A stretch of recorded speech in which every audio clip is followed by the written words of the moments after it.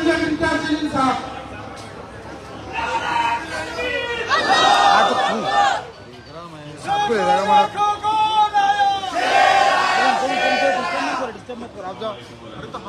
हाँ 2 minute disturb मत करो। प्रवेश प्रोग्राम में मौजूद के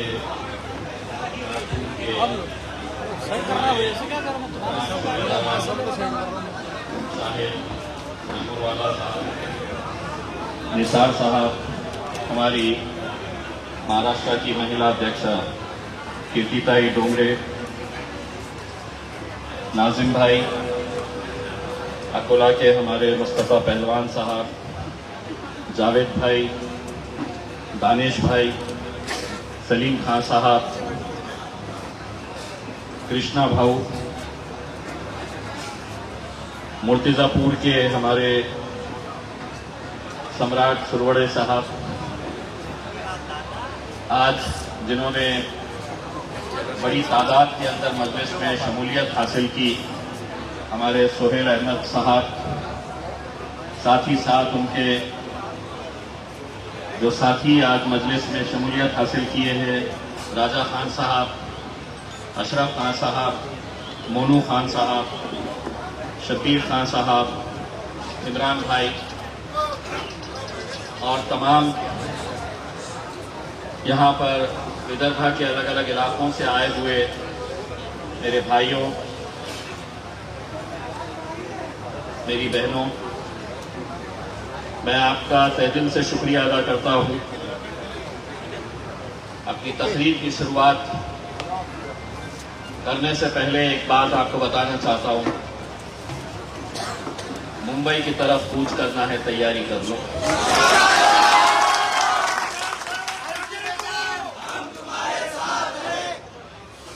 ये इसलिए मैं सबसे पहले आपको बता रहा हूं कि हमारे लिए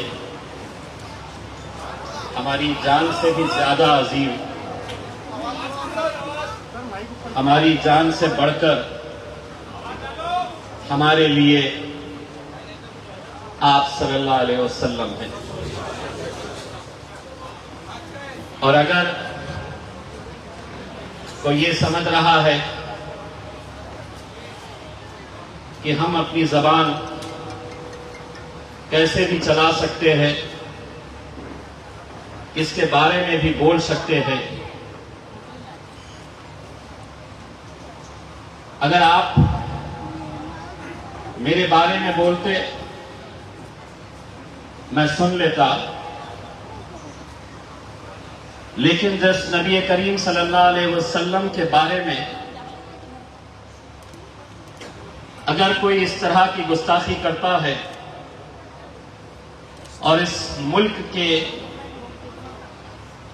एक सियासी पार्टी के महाराष्ट्र के मुख्यमंत्री ये जानते हुए कि कितना गुस्सा, कितनी नाराजगी मुसलमानों के अंदर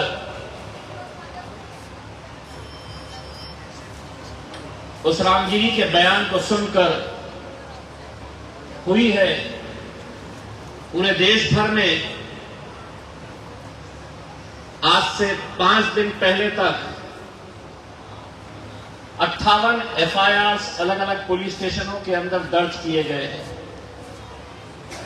इसका मतलब यह है कि पूरे मुल्क में नहीं, दुनिया में अपने नबी से मोहब्बत करने वाले हम हर चीज बर्दाश्त कर सकते हैं,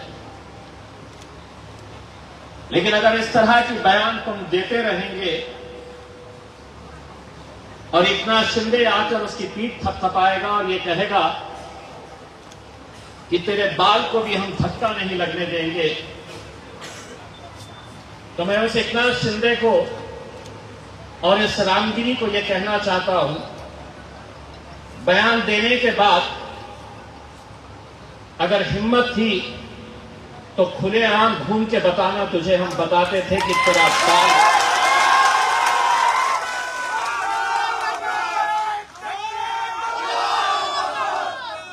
और मुख्यमंत्री को ये एक पैगाम देना चाहते हैं।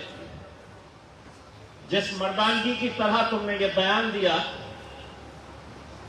कि तेरे बाल को भी हम धक्का नहीं लगने देंगे, तो सवाल यह है, उस रामगिरी को इतनी सिक्योरिटी देने की वजह क्या है? डर गया या मेरी जबान में या हमारी जबान में बोलो, फट गई?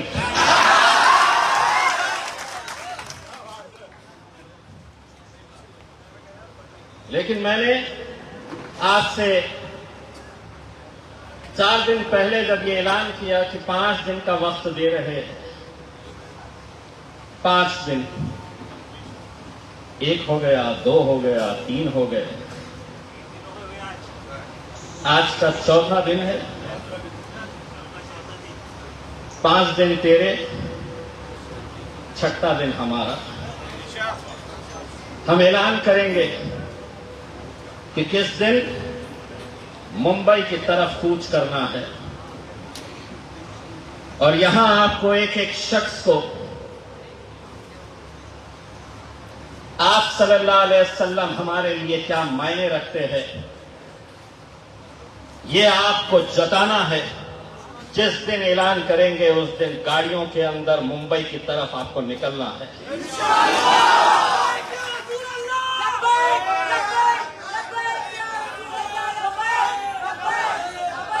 ये समझ रहे हैं कि अब सियासी माहौल तो ऐसा हो गया है कि कौन किसके तरफ है, कौन किसका दामन थामे हुए है, किसको अपनी सीट बचा के रखना है, किसको एमएलए का टिकट चाहिए। वो तमाम मुसलमान लीडर्स जो अलग अलग राजनीतिक पार्टियों के अंदर है, उन्हें अपनी कुर्सी बचाने के लिए,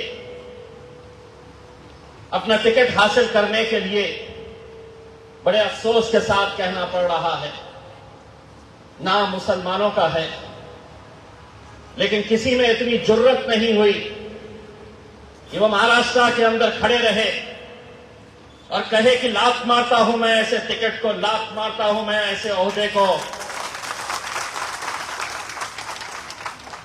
लेकिन अल्हम्दुलिल्लाह ये वो जमात है जिसके कायद बैरिस्टर असदुद्दीन अवैसी ने अगर मुझे कुछ सिखाया है तो ये सिखाया है कि अगर कहीं पर कुछ गलत हो रहा है, कहीं पर कोई गलत बात हमारे खिलाफ हो रही है, कहीं जुल्म हो रहा है, कहीं ज्यादती हो रही है, तो किसी से डरने की जरूरत नहीं है। और ये वो कौम है कि अगर किसी के सामने सिजदा करती है तो अपने रब के सामने सिजदा करती है, अल्लाह के सामने सिजदा करती है। बाकी किसी के बाप से हम डरने वाली जमात नहीं है।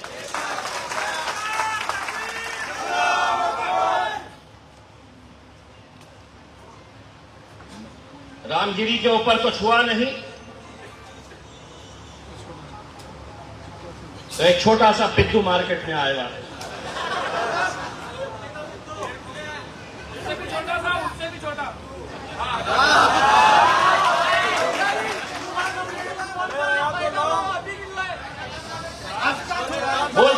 बोलते गया।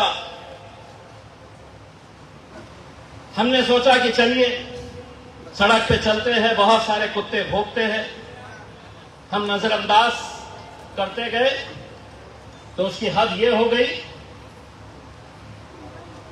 कि उसने अहमदनगर के जलसे के अंदर कहा कि अगर ये रामगिरी के बारे में तुमको कुछ कहा तो मस्जिदों के अंदर चुन चुन के घुस घुस के मारेंगे।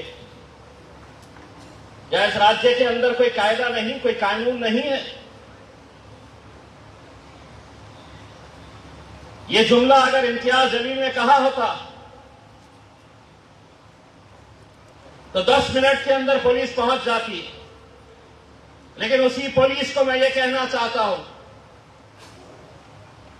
अगर देवेंद्र फडणवीस के छोड़े हुए उस पिल्लू के खिलाफ तुम कार्रवाई नहीं करेंगे तो ये समझ लेना कि उससे बेहतर जबान इम्तियाज जलील के मुंह में है। जिस दिन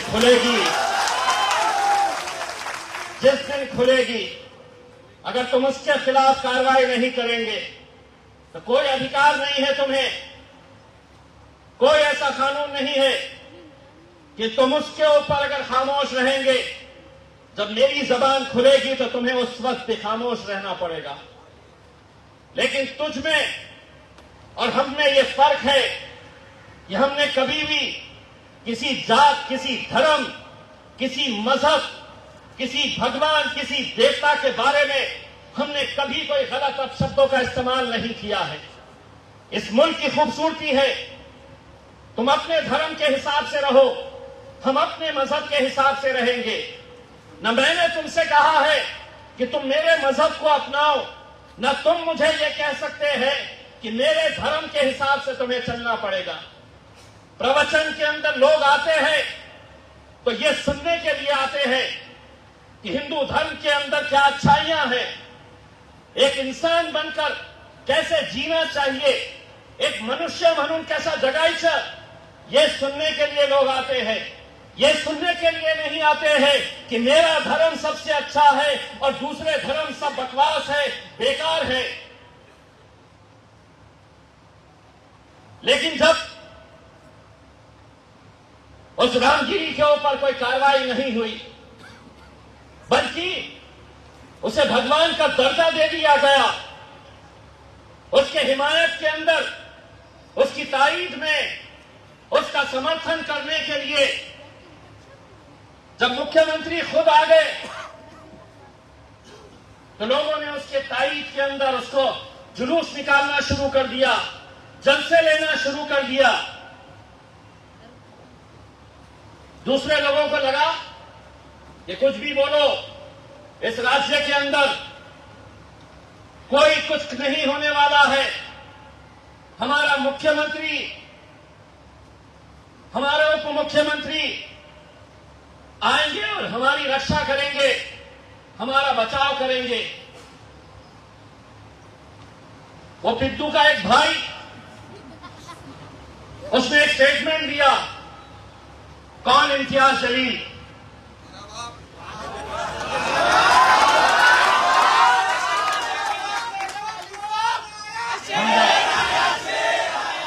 हम जब बंबई आएंगे बंद कराएंगे तो एक गाना तुझे सुनाऊंगा।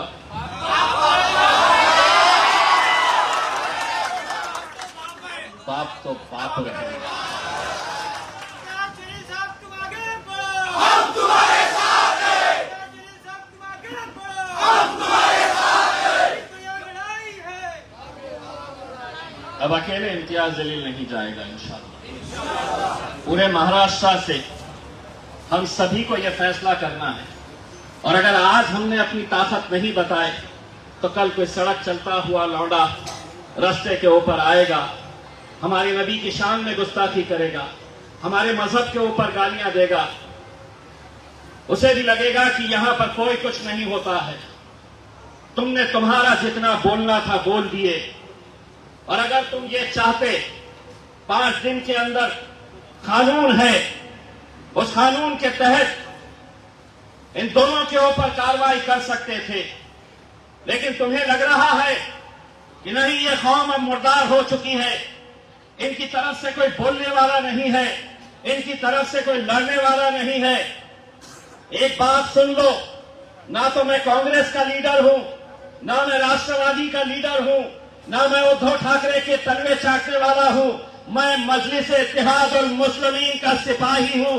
मैं अकेला भी हूं तो तुम्हारे लिए काफी हूं। और अल्हम्दुलिल्लाह, देखे जिस दिन हम ऐलान करेंगे, पूरे महाराष्ट्र से सड़कों के ऊपर, हर गाड़ी के ऊपर तिरंगा रहेगा और उसके साथ हमारा झंडा भी रहेगा।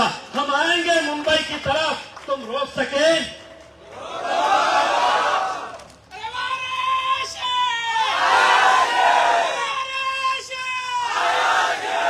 मैंने कुछ साल पहले रिजर्वेशन की एक रैली मुंबई को लेकर गया था। आप लोगों में से बहुत सारे लोग उसमें शामिल हुए थे।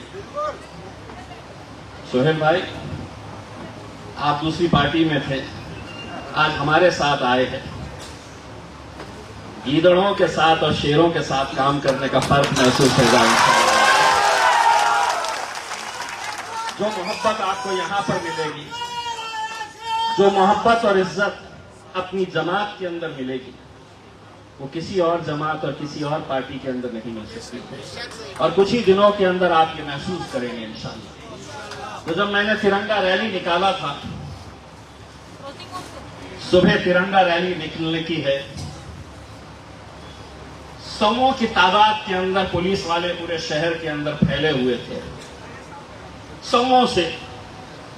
सुबह हमने तय किया था कि सुबह 8 बजे रैली निकलेगी। हमने औरंगाबाद के आम खास मैदान के अंदर कहा था कि पूरे गाड़ियां लगा देना। पुलिस वालों ने पूरा अपना दिमाग लड़ाए और उन्होंने ये कहा कि अब इनकी गाड़ियां तो उस मैदान के अंदर रहेगी, हम पूरे मैदान को सुबह 4 बजे आके घेर लेंगे, गाड़ियां निकलने ही नहीं देंगे। अब उनको क्या पता था कि किससे पंगा ले रहे हैं। मुझे जैसे ही खबर मिली, मैंने पूरे गाड़ियां वहां से निकलवा दिया, अलग अलग जगह के ऊपर पहुंचा दिया। 4 बजे जब पुलिस वाले आए तो 3 रिक्शे थे वहां पे, एक मारुति 800 थी। पुलिस वाले बोले कहां है गाड़ियां? मैं बोला इसी में जाने वाले हैं। जब हमने अपने शहर से निकले तो उन्होंने वायरलेस के ऊपर मैसेज भेजा, ज्यादा चिंता नहीं करना, सिर्फ 12 गाड़ियां हैं। वालूस तक पहुंचे तक पता चला कि 55 गाड़ियां तो वालूस से ज्वाइन हो गए। बोले कहां से आ रहे? मैं बोला ऊपर से आ रहे। आगे आगे देखते रहो कितने गाड़ियां और आने वाले हैं। जरा आगे नहीं गए तो बैरिकेड्स लगे हुए। पुलिस ने कहा कि नहीं आगे नहीं जा सकते। मैं जीत के ऊपर था, मैं उतरता, पुलिस वालों से बात करता, वो बैरिकेड हटा देते, मुझे जाने देते। एक नौजवान लड़का था हिंदू समाज का, वो ड्रोन लेकर आया था हमारी रैली कवर करने के लिए। वो हमारे साथ अहमदनगर तक गया। हर जगह के ऊपर, हर थोड़ी दूर के ऊपर गाड़ियों को रुकाया जा रहा था। तो उसने मेरे एक बंदे से पूछा कि ये इम्तियाज साहब गाड़ी के नीचे उतरते हैं, वो पुलिस वाले बोलते आगे नहीं जाने देने का, फिर उन्हें बुलाते, उनको साइड में ले जाते, क्या बात करते थे ऐसा कि वो आता था और बैरिकेड खोल देता था।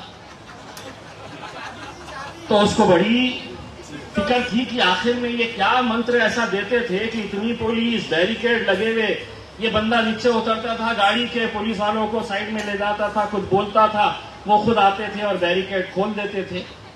तो बोले क्या बोलते थे, जरा साहब से पूछो ना। मैं बोला रैली खत्म होने के बाद तुझे बताऊंगा। एक दिन खास मेरे ऑफिस में आया, बोला साहब मैं बंबई तक चला और मुझे भी ऐसा लग रहा था कि आपको बंबई तक नहीं आने देंगे। इतनी पुलिस, इतने बड़े बड़े अधिकारी रोड के ऊपर खड़े रहते थे, आप क्या बोलते थे? तो मैंने उसको बताया, मैं पुलिस के अधिकारी को बोलता था आगे नहीं जाना है। तो बोले नहीं, परमिशन नहीं है। मैं बोला मैं पूरी गाड़ियां यहीं पे छोड़ दे रहा हूं और महाराष्ट्र के हर रेलवे स्टेशन के ऊपर समूह से बच्चे मेरे खड़े हुए हैं, तुम अगर नहीं जाने दिए तो पूरे लड़कों को इशारा करूंगा कि ट्रेन में चढ़ जाओ, कितनी सिक्योरिटी दे सकते हैं दे दो।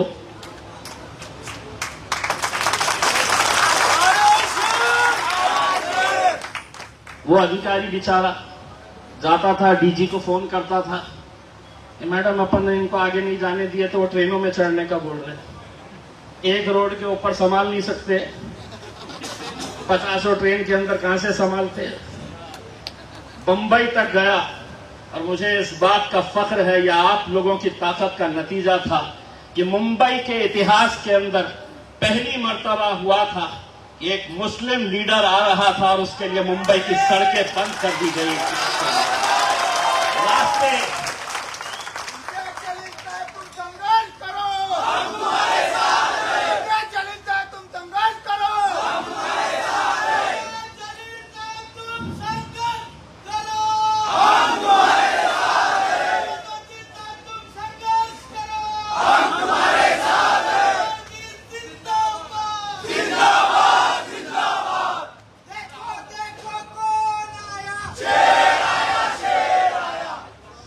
भाई अब तुम भी संघर्ष करो हमारे साथ, देखो कैसा मजा आता है।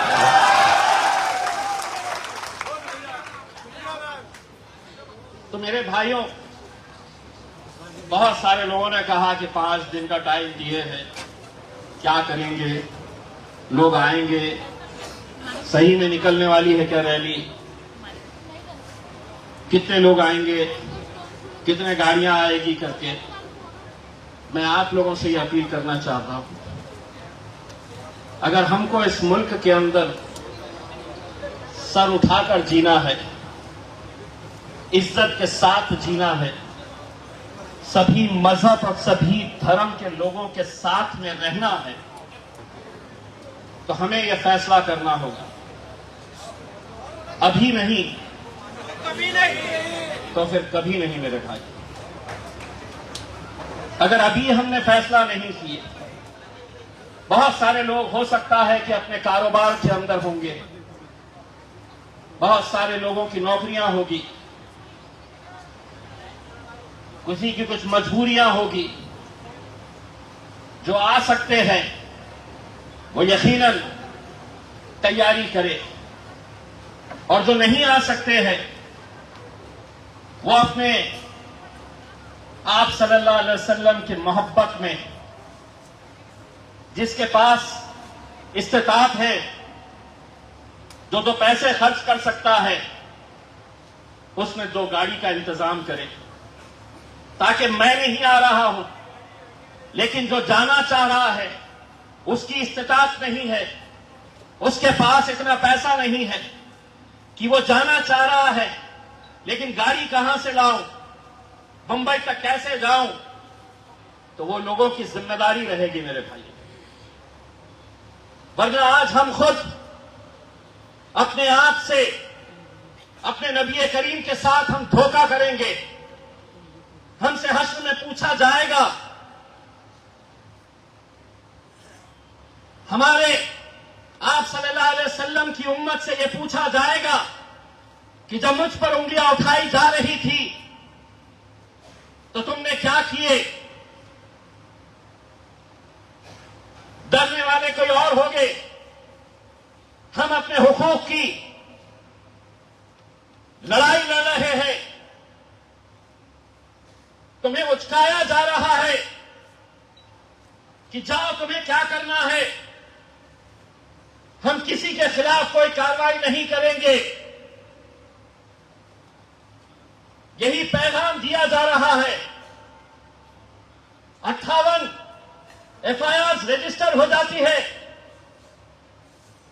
क्या हम पुलिस स्टेशन के अंदर कागज काले करने के लिए वहां पर जा रहे हैं?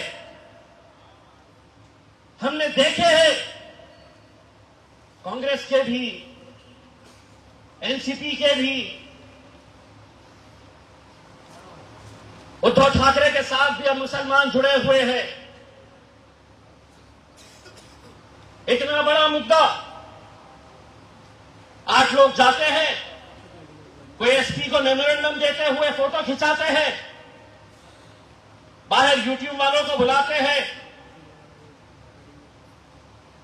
सोशल मीडिया के ऊपर अपनी नाराजगी जताते हैं, बस खत्म मामला कि हमने भी एहतजाज किए हैं।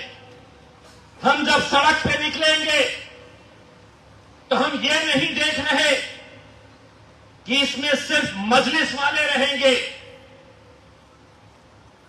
मेरा नबी, तुम्हारा नबी एक ही है। पार्टी कोई भी हो, तुम्हारी जो राजनीतिक पार्टी है, तुम उसके साथ जुड़े रहो, मुझे कोई एतराज नहीं। लेकिन जब नबी की बात आएगी, एक मुट्ठी, एक ताकत बनकर सबको खड़े रहने की जरूरत है। भूल जाना किस पार्टी से ताल्लुक रखते हैं, वरना आज आपने देखा है छत्रपति शिवाजी महाराज का पुतला जब गिरा, पूरी की पूरी महाविकास आघाड़ी सड़क के ऊपर आ गई। मुसलमान लीडर्स भी उसके अंदर काले रिबन लगाकर, सरों पे रिबन लगाए, किसी ने मुंह के ऊपर पट्टी लगाई, हमने भी उसकी निंदा की। छत्रपति शिवाजी महाराज किसी एक धर्म को मानने वाले नहीं थे। सभी जाति, सभी धर्म के लोगों को उन्होंने साथ में लेकर गए। मस्जिदों के लिए उन्होंने जमीनें दी। उन्होंने हमारी बहनों की इज्जत के लिए कैसे फैसले लिए थे हम भी मानते हैं।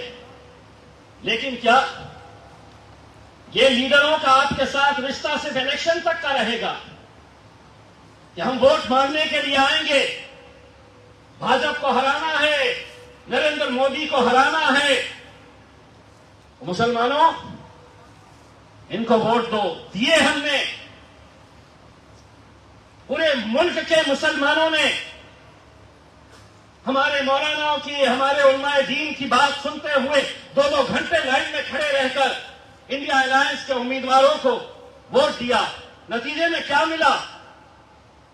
तो गाजापुर मिला, कोल्हापुर मिला।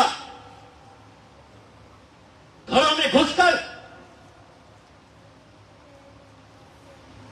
छोटे छोटे बच्चे हमारी बहनों के गोद में बिलक बिलक कर रो रहे। पथराव घरों में घुसकर लूटपाट, सिर्फ इसलिए कि वो घर मुसलमानों के हैं। कोई बोलने वाला नहीं। विधान परिषद का इलेक्शन आया, पहले कम से कम एक एमएलसी मुसलमान था। आज 30 सालों के बाद महाराष्ट्र की विधान परिषद के अंदर एक भी आपका नुमाइंदा नहीं है। एक लोकसभा का इलेक्शन आता, एक टिकट कोई पार्टी देने के लिए तैयार नहीं, एक टिकट नहीं। इकलौता एक मुस्लिम एमपी, उसको हराने के लिए कैसे कैसे हथकंडे अपनाए गए। सभी ने हाथ मिला लिए थे।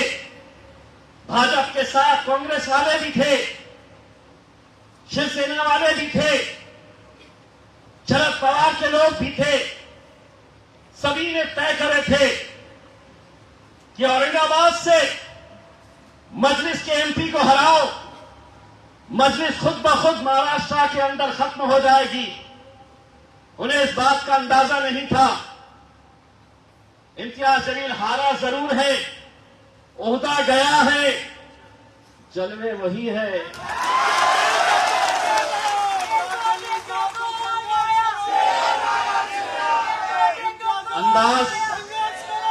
अंदाज वही है। वो समझे मुझे हरा के कमजोर कर देंगे।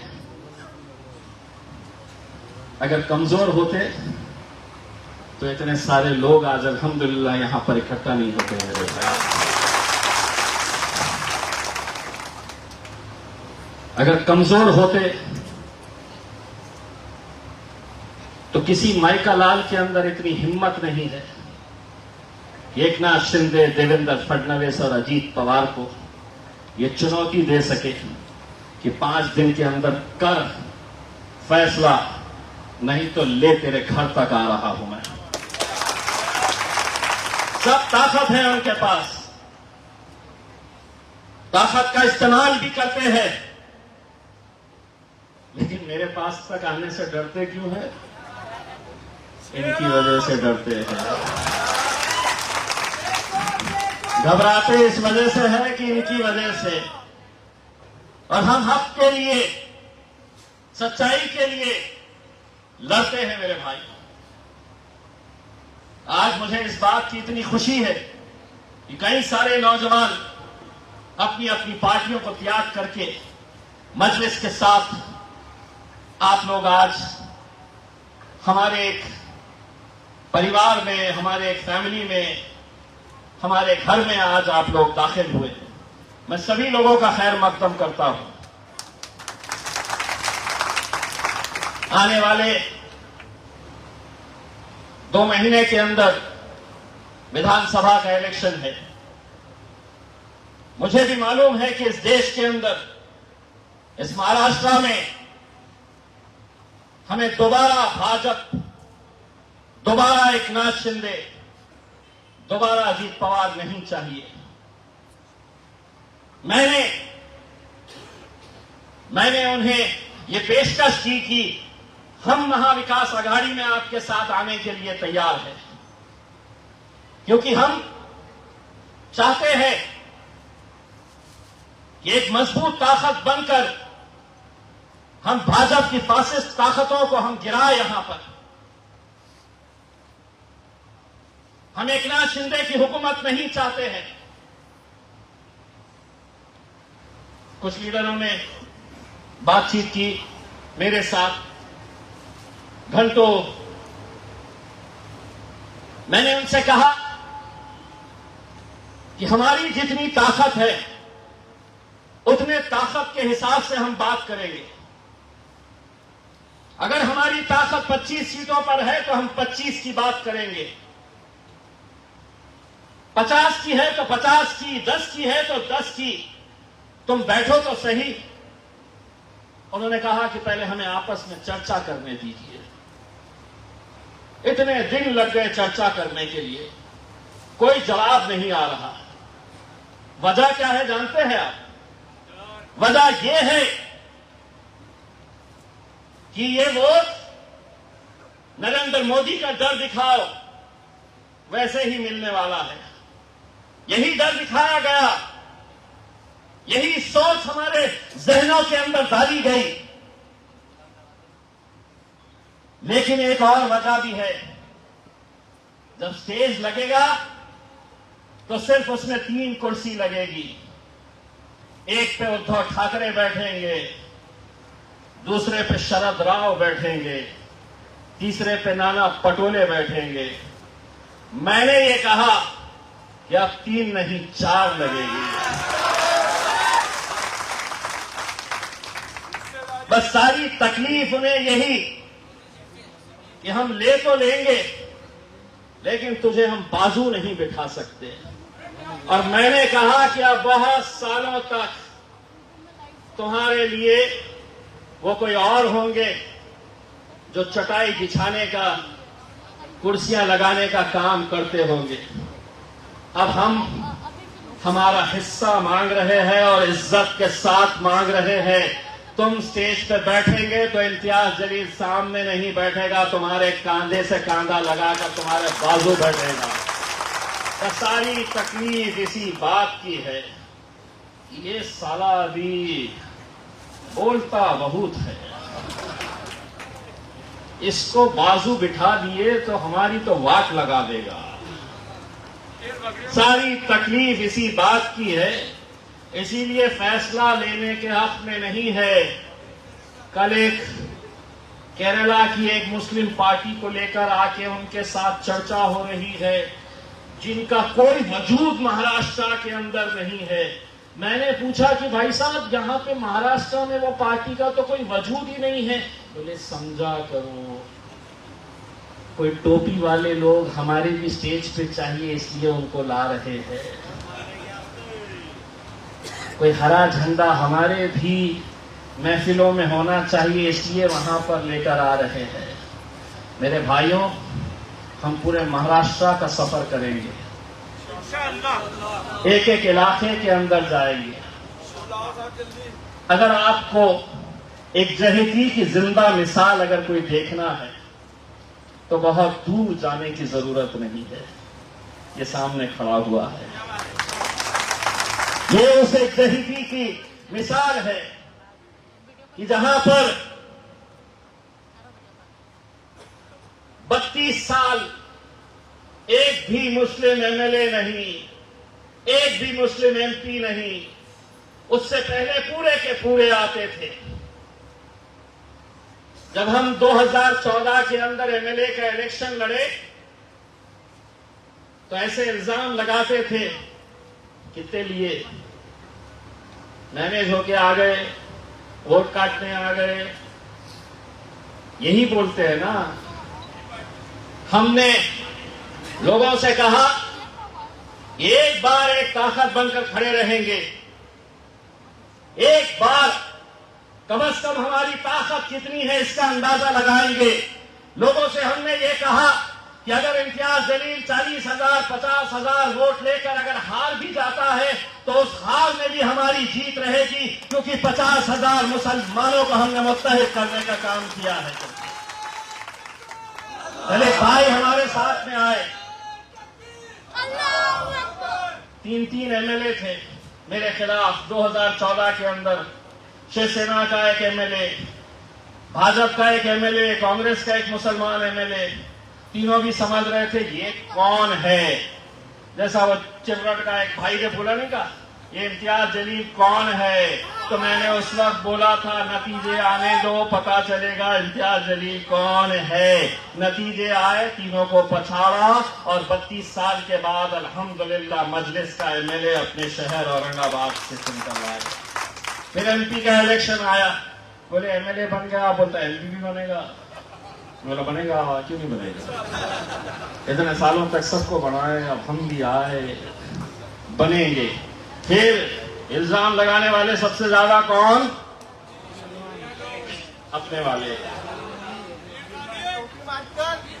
पूरे अपने वाले, पूरे अपने वाले।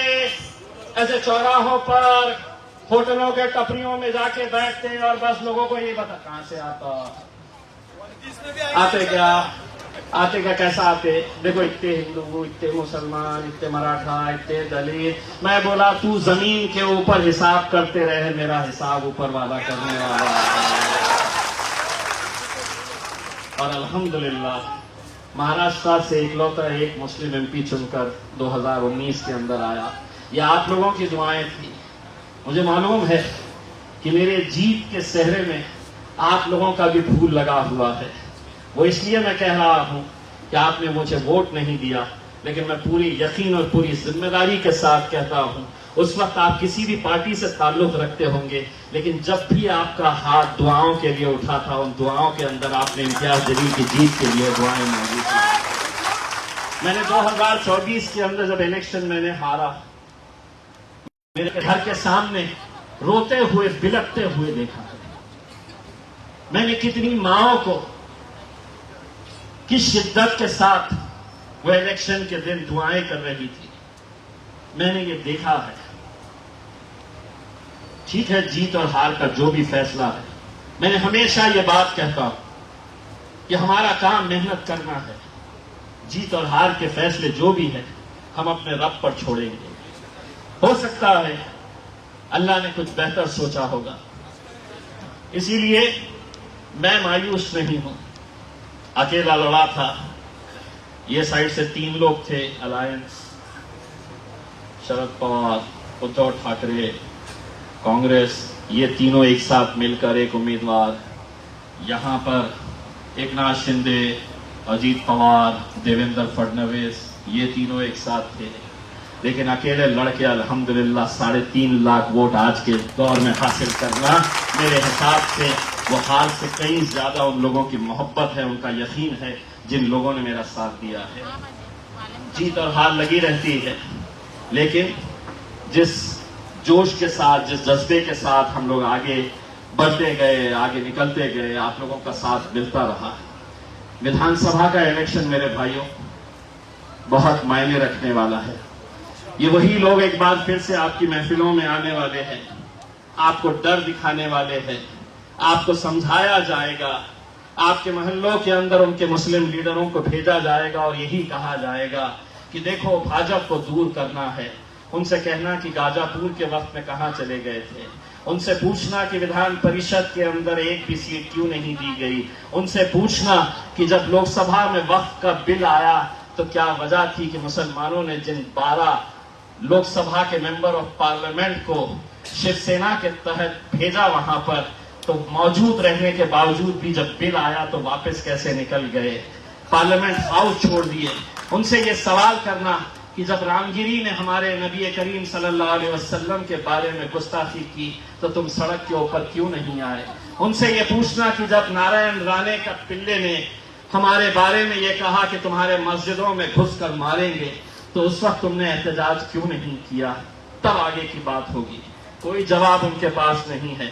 अब हमें अकल के साथ पूरा काम इनका बजाना है, दोनों का बजाना है।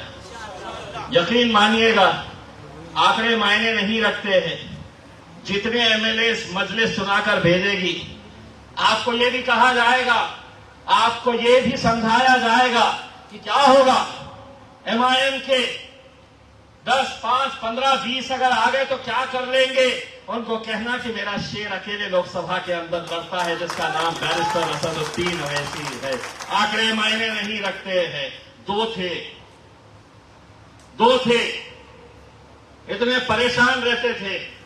जब पहली मर्तबा मैंने भाषण दिया लोकसभा के अंदर, तो एक भाजपा का, बॉस तुम भी ऐसे ही बोलते हो ओवैसी के जैसा। मैं बोला इससे ज्यादा बोलते हैं। ऐसा समय अपने हमको सिखा के भेजे है कि जबान कैसे चलाई जाती है। आज के दौर के अंदर बहुत हिम्मत लगती है मेरे भाइयों, लेकिन अल्हम्दुलिल्लाह हमें यकीन है कि आप लोगों की दुआएं, आप लोगों की ताकत हमारे साथ में है। ये मोहब्बत, ये दुआएं, ये ताकत कम मत होने दीजिएगा। उसमें कितने जाते हैं ये मायने नहीं रखता है, लेकिन जितने भी जाएंगे, कहते हैं ना कि 100 सुनार की, वो लोकसभा के अंदर देखे हैं। इंशाअल्लाह आप लोगों का साथ ऐसे ही रहेगा। मेरी कोशिश रहेगी कि जहां जहां पर भी मजलिस का अच्छा काम है, मैं जाती तौर के ऊपर वहां पर आऊं और आप लोगों से मुलाकात करूं। आने वाले इलेक्शन के लिए हम लोग पूरी जद्दोजहद कर रहे हैं, पूरी ईमानदारी के साथ कर रहे हैं। आप लोगों का साथ चाहिए, आप लोगों की दुआएं चाहिए। बहुत बहुत शुक्रिया। वाखिर दावाना अल्हम्दुलिल्लाह। नारे तकबीर।